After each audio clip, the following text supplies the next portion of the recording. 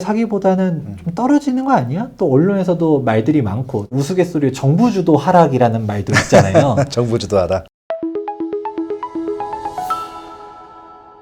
안녕하세요. 빠숑의 해당 답사기 빠세 초대석 1부에서 폭풍 강연해 주셨던 김재규 선생님 모시고 2부 1부 마지막 시간에 예고했던 대로 그럼 과연 이 대선 이후에 시장이 어떻게 될 것인가, 상승 하락 전망을 할 것이 아니라 기회인지 사야 하는지 팔아야 되는지, 사면 뭘 사야 되고 팔면 뭘 팔아야 되는지 뭐 이런 얘기들을 해보도록 하겠습니다. 지금 현재 시장은 왜 이렇게 혼란스러운지, 다음에 대선 이후에 어떻게 될 것인지에 대해서 한번 정리해 보도록 하겠습니다. 네, 좋아요, 구독 안 하신 분들은 지금 바로 눌러주세요. 언론을 보다 보면 헷갈리잖아요. 뭐 어디는 뭐 하락하고 있다, 급매물이 속출하고 있다, 네. 그러는 기사가 있는 반면 신고가를 또 갱신했다. 네. 반포 대장이 아크로 리오파크인데 네. 종전 실거래가가 45억이었다가 45억이었다가 46억 6천을 이번에 찍었잖아요. 맞아요. 압구정 현대아파트가 일전에는 80평형대가 80억 거래됐었을 때 이거 뭐 약간 문제가 있는 거래 아니냐, 자전거래니 뭐니 이런 말들도 많았었는데 비교 최근에 60평형대가 80억에 거래됐습니다. 맞아요. 강남은 좀 다른가? 라고 보면 또 강남에서도 실거래가가 떨어져서 거래되는 데도 분명 존재하거든요. 그럼요. 예. 어떤 식으로 바라봐야 되는지를, 왜 이런 식으로 매물 가격 차이들이 많이 벌어져 있는지를 한번 정리해 보도록 할게요. 지금 거래량은 역대 최저라고 할 수는 있습니다. 아, 그러네요. 2008년도부터 서울특별시 아파트 매매 거래량을 쭉 정리해 보았는데 각 연도별로 가장 거래량이 낮았을 때를 굵은 표시를 해놨어요. 2008년도에 1300, 2009년도에 2500, 네. 2010년도에 2300, 2002년, 2003년도는 한 1000대. 그런데 그 이후로는 아무리 거래량이 낮았어도 몇 천씩은 거래가 되었었는데 만 단위도 있어요, 만 단위도. 거래량이 다시 1000대로 줄어들었을 때가 있었죠. 2019년도 때인데 네네. 이때 같은 경우는 아마 기억이 나실 거예요. 네.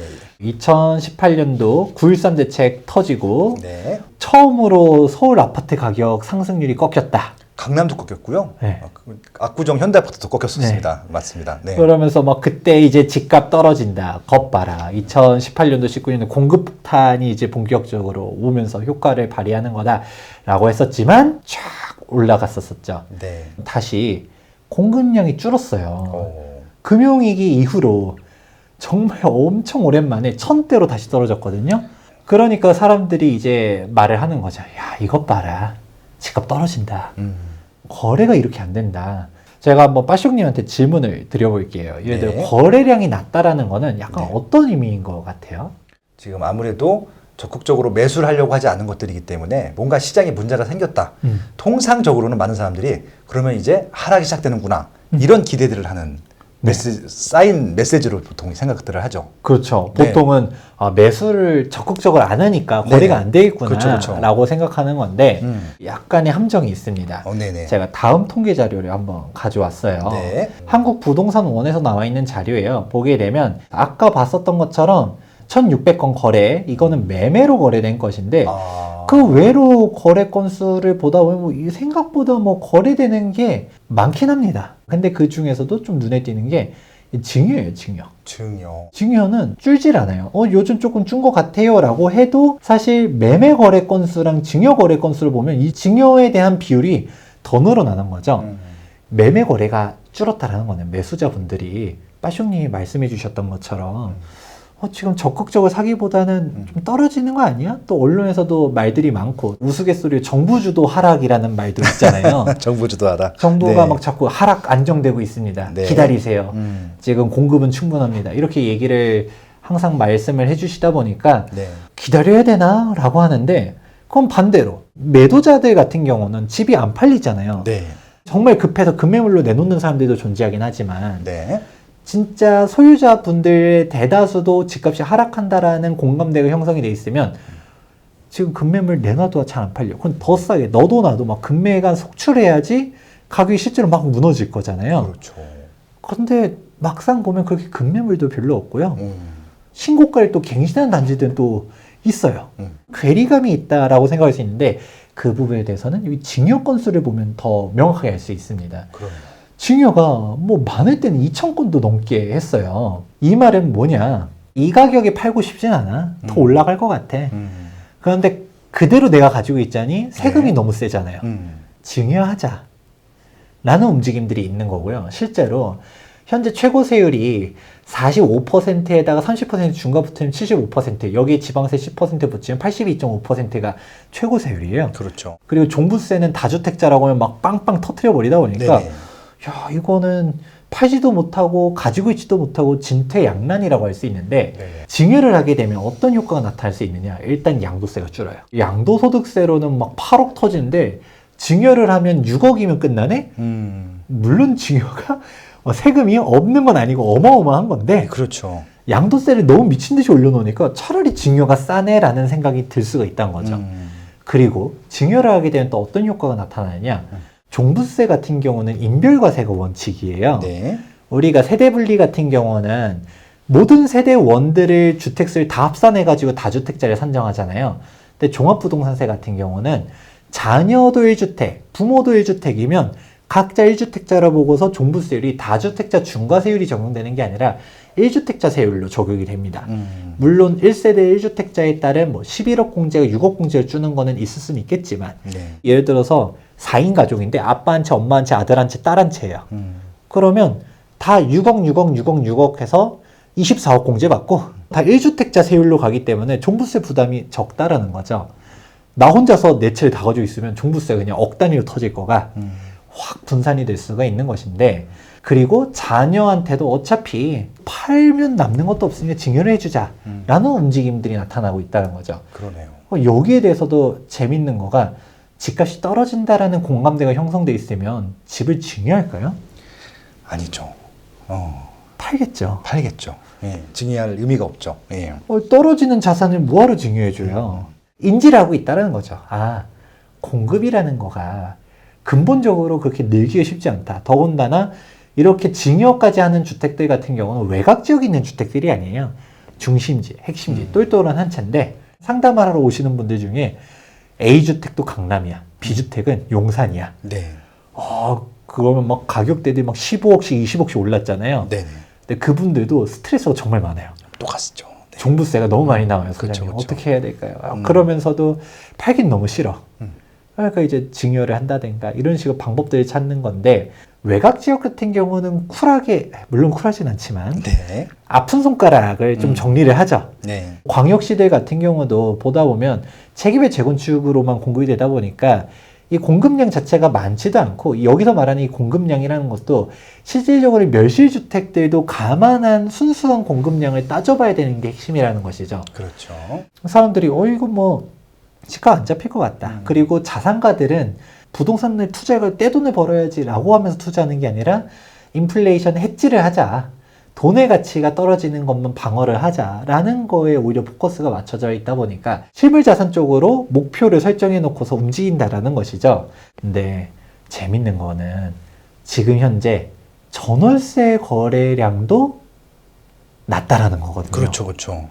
매매 거래 같은 경우는 적극적으로 살려는 사람도 없고 팔려는 사람도 없으니까 거래가 안 맞는 거죠. 양쪽 간에 줄다리기를 하는 거예요. 네. 근데 전월세는 왜 또 안 구할까요? 음. 떨어진다라는 확신이 있으면 집을 살까요? 아니면 전세를 구할까요? 전세를 구하겠죠. 지금 집값이 마포가 20억이 넘어가는데 네. 마포 집값이 내가 봤었을 때 15억까지 떨어질 게 눈에 보여요. 그럼 마포 집을 뭐하러 사요? 전세를 구하겠죠. 그렇죠. 지금 전월세도 거래가 안 되거든요. 사람들이 올라간다라는 확신이 없으니까 안 사는 것도 있지만 떨어진다는 확신도 없으니까 전세도 안 구하는 거예요. 어디는 떨어진다, 어디는 올라간다, 어디는 또 신고가를 갱신했다, 어디는 급매물이 나왔다. 전문가 분들도 예전과 다르게 의견들이 많이 갈렸어요. 2022년도 전망에 대해서 올라간다라고 말하시는 분들도 있지만 하락한다라고 말하시는 전문가 분들도 많거든요. 개개인들이 판단하는 게 쉽지가 않은 상황인데, 근데 기다려서 좋을 거는 없다라고 보고 있습니다. 일단은 현황부터 정리를 조금 더 해볼게요. 신고가를 갱신하는 단지들도 존재한다는 얘기했지만 급매물도 실제로 존재하긴 하는데, 그렇죠. 막상 부동산 현장을 가면 진짜 급매물은 또 없어요. 그렇죠. 네이버 부동산 한번 열어볼게요. 네. 마포에서 상징적으로 세대수가 정말 많은 데가 마포 RF. 마포 레미안 푸르지오를 클릭했을 때 지금 매물이 몇 개라고 뜨나요? 500개가 넘네요. 와. 야, 이렇게 보면 뭐가 네. 매물이 적어 500개가 넘어가잖아 그렇죠. 라고 할 수 있는데 여기 함정이 있습니다. 뭐냐면 네. 동일 매물 묶기를 해야 돼요. 이게 또 중복으로 또 이렇게 내놓으시는 분들이 많죠. 동일 매물 묶기라는 순간 줄죠. 그러네요. 거의 뭐, 예, 한 7배, 7분의 1 정도로 주네요. 사실 부동산에서 약간 동을 다르게, 층이 약간 다르게 네. 이렇게 올려버리면 또 숫자가 불어나는 효과도 있긴 합니다. 네. 거래 방식을 매매로만 제한하고 그리고 면적은 30평형대로 좁혀볼게요. 네. 33평형은 가격수는 한번 보는 겁니다. 가장 높게는 26억짜리 매물도 있는데 그냥 올려놓은 매물 같아요. 2층인데 26억. 네. 보통 여기 밑에는 이제 21억부터 출발을 하네요. 20억 5천 이렇게 네. 쭉 있는데 그럼 가격이 낮은 순으로 보게 되면 18억에서부터도 있네요. 아까 뭐 26억은 좀 제외한다 해도 최고가랑 최저가의 차이가 18억에서부터 21억인데 그럼 가격 차이가 3억 차이 나나요? 예전 같은 경우는 똑같은 단지에서 물론 동호수 차이도 있을 거고 고층이냐 저층이냐 이런 것도 당연히 가격적인 측면들이 있으니까 가격이 차이가 나봤자 뭐 한 1억에서 1억 5천 정도는 날 수도 있죠. 지금은 3억씩이나 차이 나는 거는 좀 뭔가 이상하다. 네. 사람들은 보고 싶은 대로만 보거든요. 저기 21억은 다 호가야. 뻥이야. 20억짜리 다 뻥이고 이게 진짜 매물이야. 이것도 바로 안 팔리고 있다. 네. 더 떨어진다라고 말하는데 사실 3억씩 차이 나는 단지들이 늘어나고 있어요. 그렇죠. 물론 뭐 반포처럼 뭐 한강뷰가 되고 이런 초고가들은 가격 차이가 쭉쭉 나기도 하지만 일반적인 단지들도 이러거든요. 그런데 이 물건들의 핵심들을 좀 보게 되면 우리가 함정들 할 수 있어요. 또 보면 있어요, 함정이. 와. 여기 나와 있죠. 갭 투자가 편한 세안고 금매. 새가 끼어 있으면 아무래도 금매가 나오네요. 그쵸. 새가 껴있는 매물들이 많아요. 실입주 가능한데 금매인 경우들은 거의 많지가 않아요. 다른 단지들도 볼까요? 아까 마포 레미안 푸르지오를 봤는데 네. 좀 더 위에 이편산 신촌도 한번 단지를 보도록 하겠습니다. 보면 가장 낮은 물건 같은 경우는 17억도 있는데 높은 가격 순으로 보게 되면 20억에서 19억 쭉 이런 식으로 있네요. 여기도 가격 차이 3억씩도 차이 나잖아요. 네. 이 17억짜리 매물은 뭘까? 하고 클릭을 해보면 새안고 매매. 그렇죠. 대부분 새학고 매매네. 힐스테이트 신촌도 한번 볼까요? 여기는 매물이 7개밖에 없네요. 낮은 물건은 16억 5천, 높은 물건은 19억. 역시 가격 차이가 많이 나는데 싼 물건 한번 보게 되면 이거는 더 심한 것 같은데요. 월세 낀 물건입니다. 월세 껴있는데 갭 투자래요.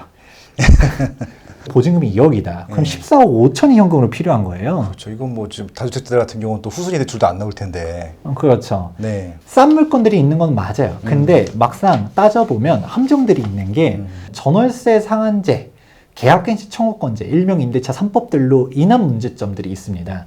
임대차 3법이 생기고 나니까 이제 어떤 식의 문제점이 발생하냐면 우리가 아파트 가격이 10억짜리예요. 이 10억에 정상적으로 전세가 맞춰져 있다면 7억이라고 해볼게요. 그러면 우리는 3억이면 집을 살 수가 있었었죠. 네. 갭 투자로. 지금 계약갱신 청구권제 때문에 예전에 4억, 5억으로 있었던 전세가 그대로 연장돼 있는 거예요. 그러면 똑같이 10억에 판매하려고 했더니 A 물건 같은 경우는 전세 7억이라서 3억이면 살 수가 있고 B 물건은 매매 금액 10억인데 전세가 5억이어서 5억이 현금이 필요해요. 그렇죠. 그건 똑같은 금액이고 동호수도 비슷하다는 전제 조건 하에 당연히 A 물건을 사지 B 물건 안 살 거잖아요. 그렇죠. 그렇죠. B 물건 소유자가 급해요. 그럼 네. 어떻게 해야 될까요? 가격적인 메리트를 맞춰줘야죠. 네네. 금액을 깎을 수밖에 없어요. 금액이 낮아지다 보니까 이런 급매물들이 나타나는 거고 실제로 현장을 가서 보게 되면 전월세 껴있는 매물들이 싸게 나와 있지 실제로 실입주 가능하고 동호수도 괜찮은데 몇 억씩 싸게 나와 있다? 이런 물건들은 없어요. 오히려 투자자들도 되게 재밌는 게 실입주자들은 실입주 가능한 실수요자들이니까 당연히 거주를 해야 되니까 실입주 가능한 매물들을 찾고요. 투자자들도 실입주 가능한 매물을 찾아요. 전세를 시세대로 맞춰버리면 그렇죠. 그게 투자금이 낮게 들어가니까 실입주 가능한 매물들에서 동호수도 좋다 하면 신고가를 갱신하는 게 현재 상황인 거고 네. 저가 거래들 물론 말들은 많죠. 이게 뭐 특수관계자 간의 거래냐 뭐냐 뭐 위심스럽다 뭐 중개사도 끼지 않은 직거래였다 뭐 말들은 있어도 근데 실제로 싸게 거래되고 싸게 나와 있는 매물들도 있습니다. 근데 이런 매물들의 공통점은 전월세가 껴있다. 김재경 소장이 바라봤을 때는 이거는 임대차 3법의 부작용으로 인한 새낀 매물들로 인한 게 싸게 나오는 거지. 네. 서울 중심지에서는 실입주 가능하고 동호수도 좋은데 싸게 나오는 거는 없어요. 약간 지금 조금 외곽 지역들, 경기권들 보면 급매물들이 실제로 있습니다. 그렇죠. 지금 급매물이 있는 게 기회다. 지금 사야 된다. 대선 이후에는 뭐가 기다리고 있냐면 6월 달에 지방선거가 있습니다. 그렇죠. 6월 1일 날에 지방선거가 있습니다. 네. 그럼 이제 지방선거가 있게 되면 역대 지방선거 전에 집값이 안 올라간 적이 없어요. 네. 오히려 대선 같은 경우는 부동산 자체에 대한 영향이 좀 떨어져요. 네. 대선이라는 것 자체가 전체 국민의 대표를 뽑는 선거잖아요. 특정 지역만 개발하겠다. 특정 지역에 어떤 정책을 내세우겠다라고 하면 다른 지역 주민들이 싫어할 수밖에 없겠죠. 거시적인 정책들을 내세우는데 지방선거 같은 경우는 그런 게 없죠. 대표적으로 우리 양천구를 한번 생각해 볼까요? 네. 양천구의 구의회라든지 구청장이라든지 네. 지역구 국회의원이라든지 네. 뭐 하다못해 시장님 같은 경우도 해당 뭐 목동에 유세를 갔다. 뭐 목동 재건축 제가 확실하게 끝내드리겠습니다. 뭐 이런 거죠. 뭐. 그렇죠. 예. 레파토리가 다 똑같습니다. 예. 가면 뭐 다 풀어주겠다. 2020년도 선거 기억나는데 그때는 1단지, 3단지 용도 지역 풀어주는 거였잖아요. 그거 이제 그 3종으로 이종해서 실제 그렇게 했고 예, 그런 것들이 보통 이슈죠. 그런 조합원들에 대한 이권. 그러니까 목동에서는 그렇게 뭐 노원구도 마찬가지겠죠. 그렇죠. 상계동, 중계동 막 주공 아파트 가가지고 재건축 풀어주겠습니다. 네. 분당도 뭐 재건축 풀어주겠습니다. 솔직히 구청장이 할 수 있는 것도 아니지만 여기에 뭐 무슨 지하철을 유치하겠다, 뭐 경전철을 뚫겠다, 뭘 사업을 유치해내겠다, 오만 가지 맞아요. 공약들이 막 다 나오죠. 사실 대중들 같은 경우는 그게 진짜든 가짜든이 중요한 게 아니라 일단 바람이 분다라는 거죠. 네. 서로 막 그냥 내가 당선되기 위해서 지르는 거죠. 저희 정당의 기조상 재건축은 안 됩니다. 라고 말했다가 낙선될 수밖에 없기 때문에 그냥 어떻게든 다 좋은 얘기들을 할 수밖에 없다는 거죠. 오세훈 서울시장님이 재벌골 선거 때 나왔었던 구별 공약이에요. 25개구인데 야. 너무 많죠. 네. 서초구 재건축 규제 완화 및 촉진, 뭐 경부고속도로 취하, 뭐 오만 가지들이 다 많죠. 또 여기도 있네요. 성동구 공약, 성수 전략정비구역 사업 진행, 지역 구민들이 원하는 디테일한 공약들을 갖다 다 걸었었는데 솔직히 여기 중에서 제대로 추진된 게 거의 없죠. 그렇죠. 근데 물론 현실적인 부분들은 있습니다. 1년짜리 시장 임기에서 할 수 있는 게 있고 없는 게 있고 재건축 규제 원화는 사실 네. 정부에서 해야 되는 건데 그렇죠. 국회에서 해야 되는 건데 시장님 할 수 없는 거잖아요. 이거는 야당 여당 할 거 없다라는 거고요. 그렇습니다. 오세훈 서울시장님은 이제 벌써 재선 준비를 하고 있죠. 잠실주공 5단지가 드디어 7년 만에 도계위를 통과를 하고 네. 서울시 출입기자님 통해서 얘기 들어보면 발표만 했을 뿐이지 여의도 압구정 그리고 용산 개발 계획들 다시 또 발표할 거다. 2040 서울 플랜 가면서 전 2030 서울 플랜 35층을도 없앨 거다. 말들은 정말 많죠. 또 서울을 세계 5대 도시로 만들겠다. 이게 본격적으로 나타날 수밖에 없는 것이 지금 현재 상황인 것이고요. 현재 서울시장님 같은 경우는 호불호가 조금 갈려요. 그렇죠. 왜냐하면 서울시장님을 믿고 표를 던져준 사람들조차도 약간 비판하는 사람들이 정말 많아요. 기사 가져온 것도 성수전략정비구역 조합원들 같은 경우는 막 화가 많이 나 있어요. 오세훈 서울시장님은 뭐 출마 선언할 때 본인이 성수동의 아들이라니 추진해주겠다, 뭐다 정상화 시켜주겠다라고 하고 실제로 오세훈 전 서울시장님의 한강 르네상스 중에서 유일하게 살아남은 지역이잖아요. 그렇죠. 기대를 했더니 갑자기 토지거래 허가를 묶어버리고 건축심의 아무것도 되는 거 없고 강변북로 지하화라든지 고층에 대해서 어떤 식으로 할 건지 용역이 한번 또 들어가 있어요. 그러니까 사람들이 이거 언제 풀어주는 거야 하면서 화가 많이 나 있는데 사실 저는 어느 정도 이해는 되긴 합니다. 왜냐하면 임기가 1년이잖아요. 그렇죠. 그럼 시장님 입장에서 풀어주고 싶어도 풀어주면 어떻게 될까요? 집값이 막 미친 듯이 뛰겠죠. 그러면 현재 집권 여당에서 비판할 수 있겠죠. 우리 정책은 정말 잘하고 있었는데 오세훈 때문에 망쳤다. 다 된 맘에 재 뿌렸다. 집값이 많이 올라가지고 그래서 못 잡았다라고 핑계거리가 나올 수 있다 보니까 비판을 피하려고 뭔가 풀어주긴 풀어주는 진짜 핵심적인 것들은 많이 안 풀어줬거든요. 근데 이거를 이제 언제 풀어줄 것이냐. 당장 신통기획 후보지 21곳 지정했지만 이것도 본 정비구역 지정되려면 2년 걸린다라고 했거든요. 그렇죠. 그러면 내가 또 재선이 돼야 되는 거예요. 재선이 되냐 안 되냐는 일단 차치한다 하더라도 결국 핵심은 이런 공약들이 워낙 많아지면 이제 매수에 대한 움직임이 들 수밖에 없다는 거죠. 사람들이 매수 매도가 팽팽하게 있는 상태에서 이제 매수 쪽으로 기울 가능성이 높지 네. 매도 쪽으로 기울 가능성은 높지 않다라는 거죠. 네. 그렇기 때문에 지금 현재 급매물이 있으면 지금이다. 너무 오래 기다리면 안 된다라고 생각하고 있습니다. 아무래도 이 지방선거 같은 경우는 이 부동산 쪽에서는 조금 이런 개발이라든지 이런 쪽에 좀 호재로 작용할 가능성이 높기 때문에 오히려 급매물이 지금 나온다고 하는 것은 향후에 올라갈 것들을 대비해서 오히려 지금 기회를 준 것이다. 뭐 이렇게 생각하면 좋을 것 같습니다. 포인트는 뭐냐면은 그래서 결국은 하반기 때 서울에 공급할 수 있는 것들은 정비사업밖에 없을 텐데 이 정비사업을 공급할 수 있는 뭐 재건축 재개발에 대한 공약들이 나올 수밖에 없을 것이고 아마 지자체 장선거가 나오기 때문에 더 구체적인 안들이 나올 것이기 때문에 그렇게 될 수밖에 없을 것 같거든요. 그러면 당연히 매도하는 사람들보다는 매수하는 사람이 많을 거다라고 예측해 주셨던 김재근 소장님 의견에 저도 많이 공감을 하고요. 그렇게 한번 이 시장을 좀 준비해 보시고 대비 보시면 좋지 않을까라는 생각이 들었습니다.